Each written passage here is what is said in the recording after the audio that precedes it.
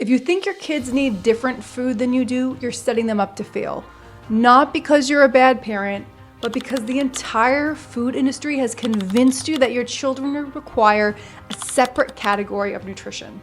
They don't.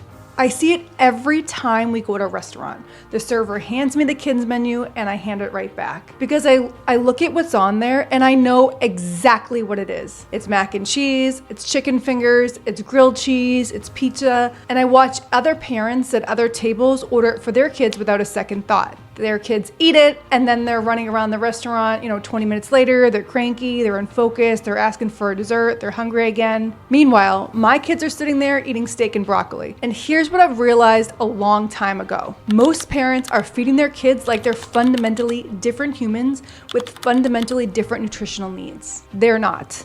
Let me show you what's actually on a kid's menu. Mac and cheese, carbs and fat, minimal protein. Chicken fingers, breading and oil, maybe 8 grams of protein if you're lucky. Pizza, cheese and bread, more carbs. Grilled cheese, literally just cheese and bread.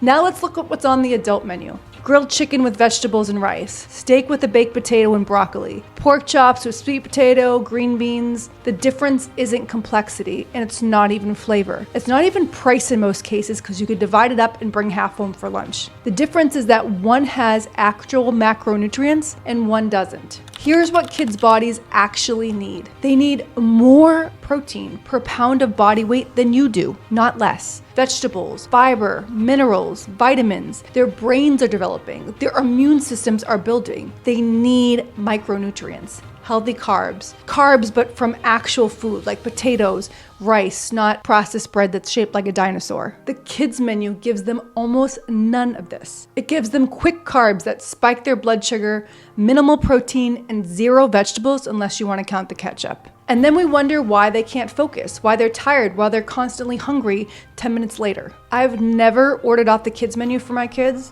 When we go to a restaurant, they eat what I eat. It's always been a rule of ours. Or a smaller portion of something that we're already eating, like steak and broccoli, grilled chicken and a sweet potato, pork chops and green beans. Real food, real macros, and here's what I've noticed. They're not hungry an hour later. Their energy is stable. They actually like the food because it has flavor and texture, not just salt and breading. But here's the mindset shift that makes this possible. You have to stop thinking of your kids as picky eaters who need to be catered to. Kids aren't born craving chicken nuggets. They learn to prefer them because that's what we give them consistently over and over. If you've been feeding your kids processed food for years, then yes, there's gonna be an adjustment period that they're not gonna like. But their taste buds are gonna adapt faster than you think, especially when they see that you're eating real food and enjoying it. The kids menu isn't designed for your kids' health. It's designed to be cheap, fast, and appealing to parents who are worried that their kids won't eat anything at all.